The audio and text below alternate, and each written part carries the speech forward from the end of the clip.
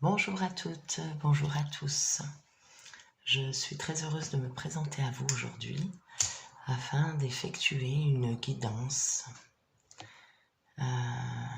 concernant le couple sacré. Je souhaite juste préciser qu'une guidance n'a rien à voir avec de la voyance.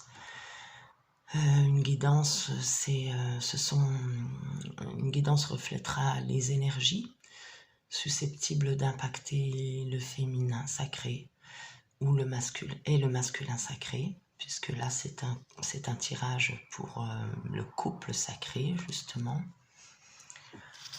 Nous avons une mission sur cette terre, à mon sens, qui est celle bien de se découvrir soi-même à travers notre autre, à travers la personne que notre cœur,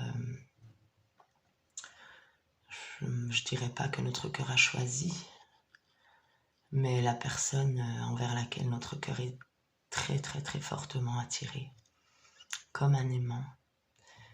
Ce peut être une personne avec qui vous êtes, avec qui nous sommes, ou une personne qu'on a pu rencontrer dans notre vie, mais qui reste très très très ancrée en nous.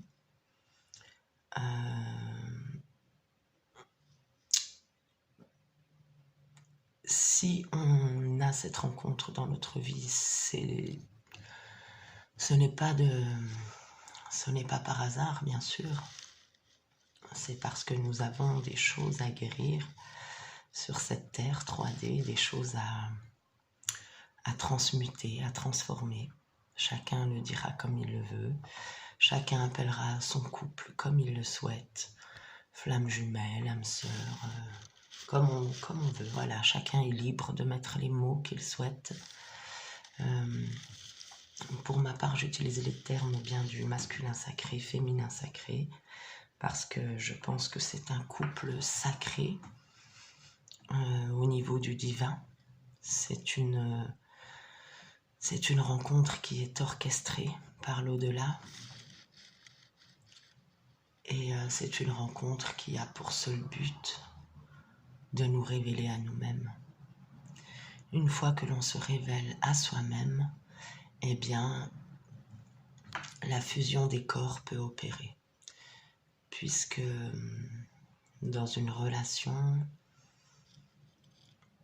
à mon sens, la sexualité doit se manifester en tout dernier. C'est la dernière étape du couple, la fusion des corps. Mais avant cela, il y a tout un cheminement, tout un travail à faire afin de se connaître soi-même. Que ce soit pour la féminine, pour le masculin, il n'y en a pas un qui souffre plus que l'autre ou qui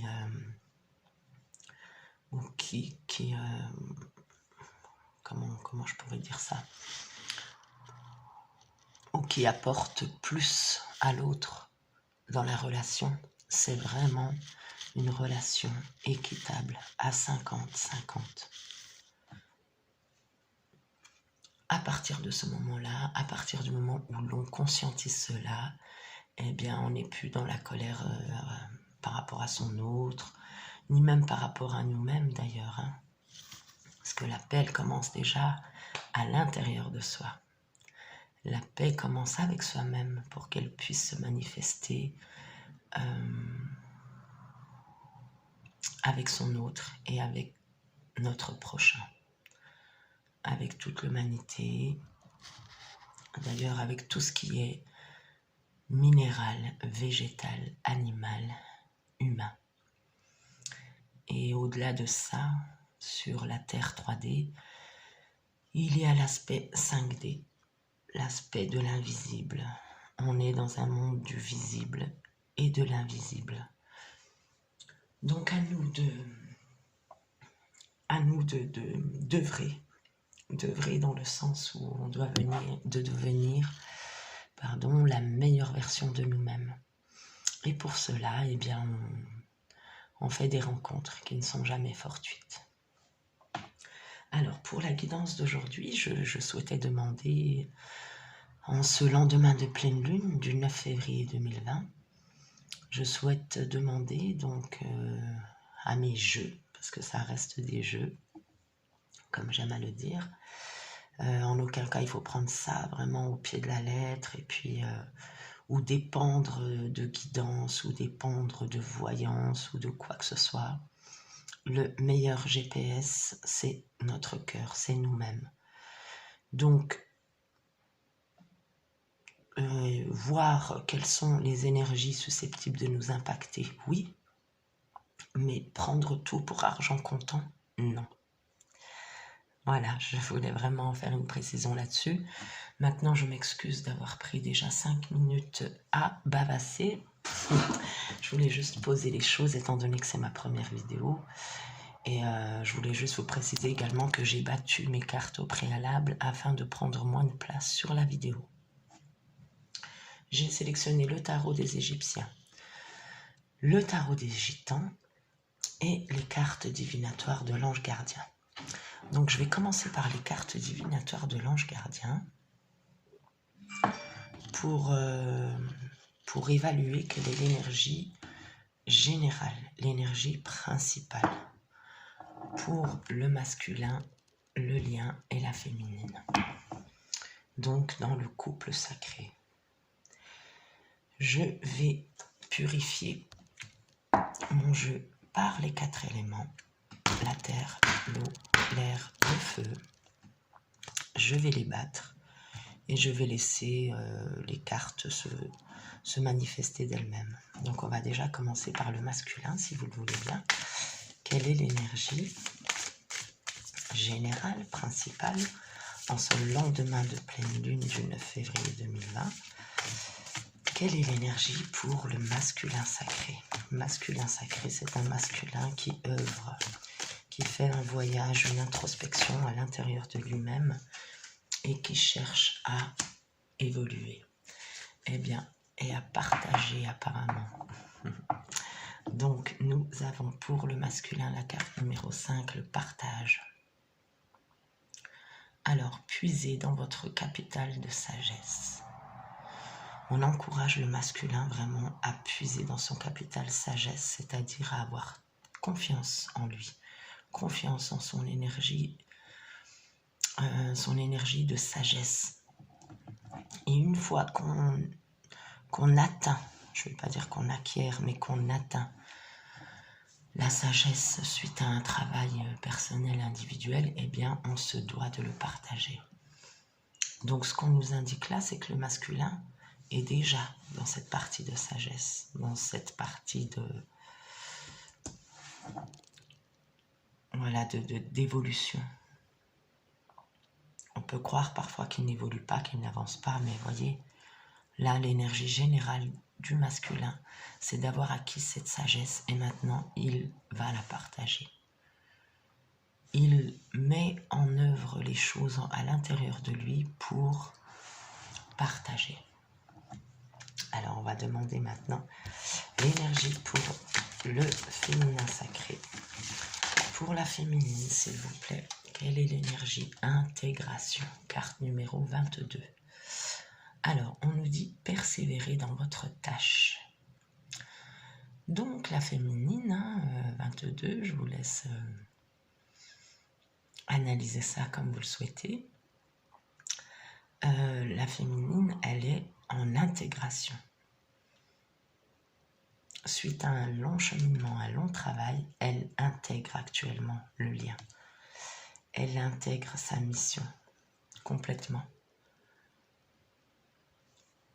Donc on va voir maintenant quelle est l'énergie pour le lien, justement. Le masculin est dans le partage, la féminine dans l'intégration. Et au niveau du lien, nous sommes dans la vitalité. C'est très très beau. La carte numéro 7. Oui. Les 7 chakras, les 7 cieux, les 7 notes de musique, les 7 couleurs de l'arc-en-ciel. Le chiffre 7 est très très très profond de sens. Et là, on dit pour le lien qu'il est temps de changer certaines habitudes. Ce peut être dans les pensées, ce peut être dans l'énergie que l'on envoie. dans le fait de nourrir le lien et arrêter de dire non, mais c'est pas possible, voilà, de se laisser aller à son ego. Non, on y croit, on a semé ses graines, maintenant on les arrose. Maintenant on prend soin de ce jardin, on l'entretient. Sinon tout va faner et tout va se mourir. Donc, on est dans la vitalité, on change les habitudes de nos pensées, on regarde toujours la lumière et on avance. Et on avance dans ce lien puisque c'est un choix que l'on a fait. En dos de découpe, j'ai activité. Carte numéro 30, c'est le moment d'agir. Il va y avoir beaucoup d'actions, beaucoup de fusions, de réunions dans les jours à venir. En fait, suite à cette pleine lune, c'est ce qu'elle a suscité en l'un et l'autre, en fait. Donc, le masculin a envie de partage, la féminine, elle intègre sa mission, son rôle et sa puissance créatrice du fait d'orienter ses pensées vers l'amour, vers la paix, vers la joie, si on le veut vraiment. Autrement, on peut détourner nos pensées de cela et puis juste essayer de voir qu'est-ce qu'on aimerait avoir ou qu'est-ce qu'on aimerait faire. Mais si on décide de cheminer sur ce chemin de flamme jumelle, eh bien on y va. On y va, on entretient. Donc elle est en train d'intégrer cela, que parfois elle a pu lâcher aussi dans ses pensées, et puis que je dirais pas qu'elle est responsable, c'est pas ça. Mais tout du moins, elle conscientise, elle intègre vraiment qu'elle a une part très très importante de travail dans cette relation. Puisque ce qu'elle va envoyer, le masculin va le recevoir. C'est vraiment un travail d'équipe. Et la vitalité, eh bien, on nous dit que dans la relation, il est temps de changer certaines habitudes. Déjà dans nos habitudes de penser, dans nos habitudes de parler et dans nos habitudes d'agir. Changer ces trois aspects-là, c'est changer le cours de sa vie. Donc, je vais superposer 3 cartes du tarot des Égyptiens que j'ai battu au préalable, que je vais purifier par les 4 éléments. La terre, l'eau, l'air, le feu.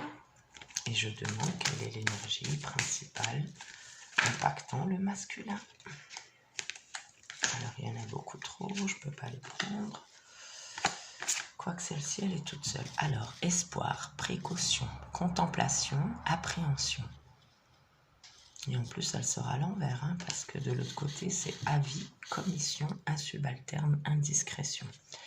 Alors là, on a le 6 de bâton qui tombe à l'envers.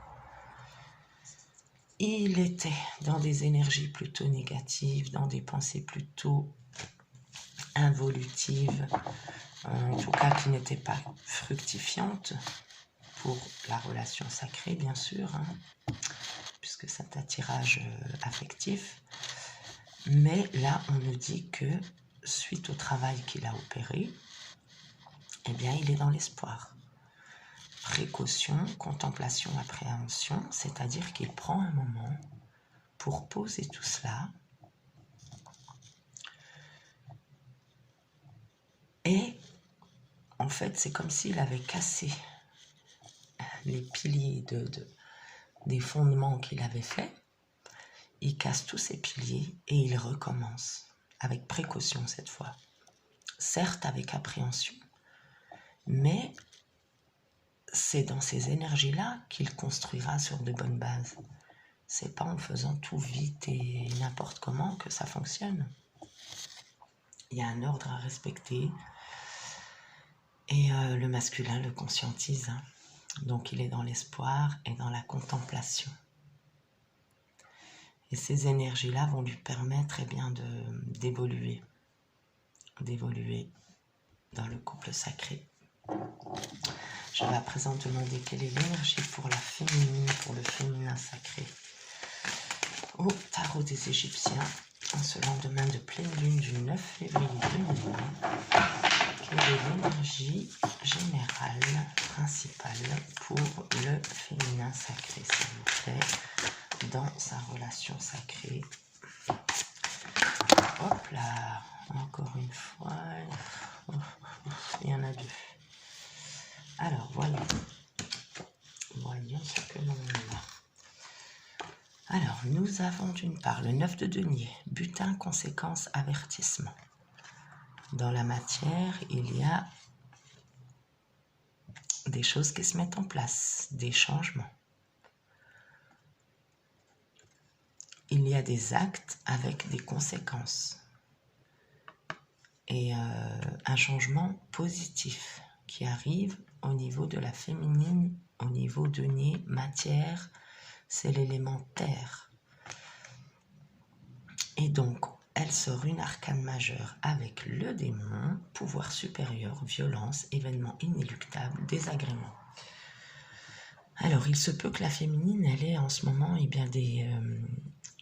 des épreuves, des expériences. Encore une fois, on met le mot que l'on veut. Dans sa vie à tous les niveaux, elle est attaquée par plusieurs énergies négatives qui peuvent être bien sûr dans le visible et dans l'invisible, mais on lui dit quand même qu'il y a un mieux à venir. Il y aura du butin, il y aura des conséquences, malgré le démon.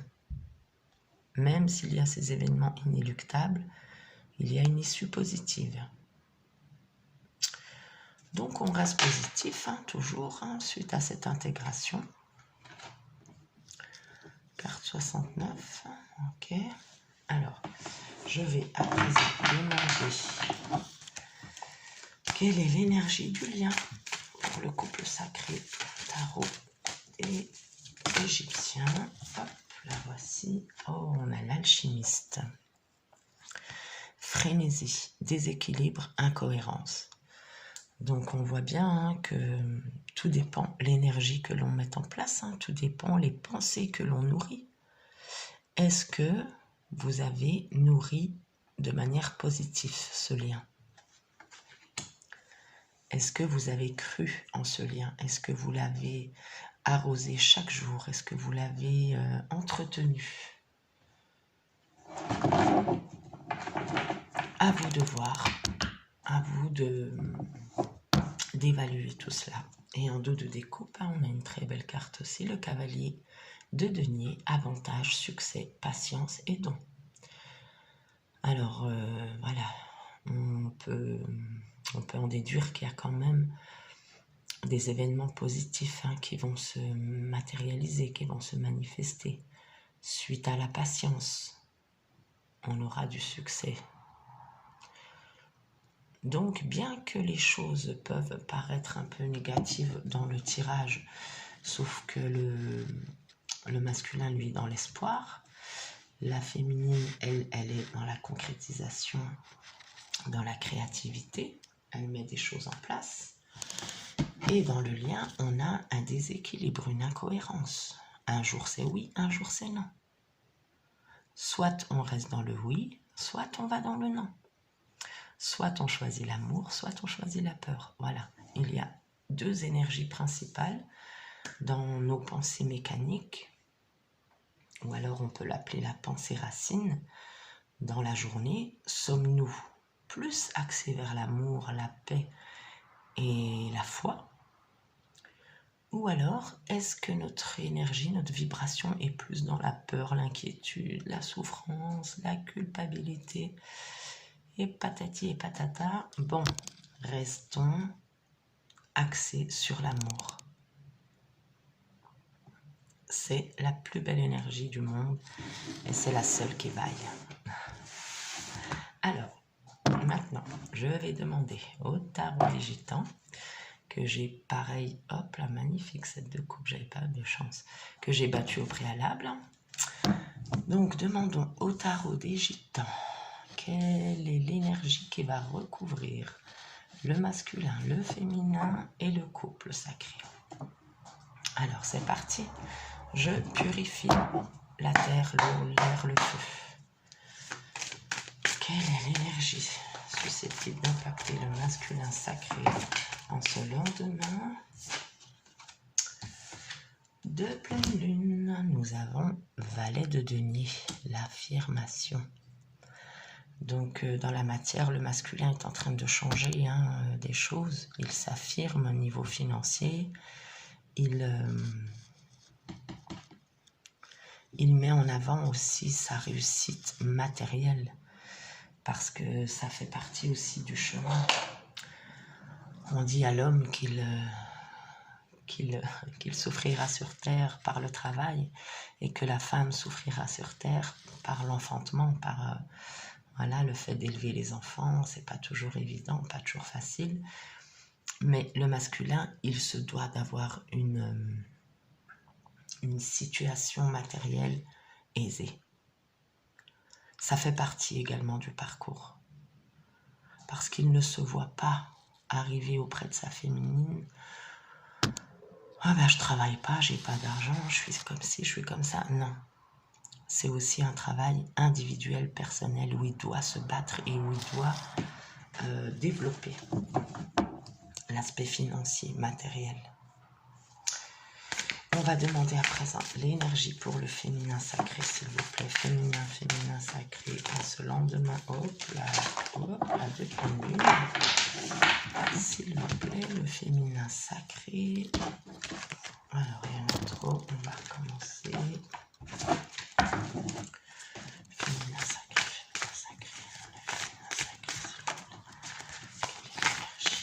pour le féminin sacré, susceptible d'impacter le féminin sacré. Ah, il y en a encore deux. Bon, voyons. Oh, le 8 de coupe, l'amour. Magnifique, hein? L'énergie susceptible d'impacter le féminin sacré, c'est l'amour. Et quelle plus belle carte que le 8 de coupe. Il y a le 10 de coupe, je vous l'accorde.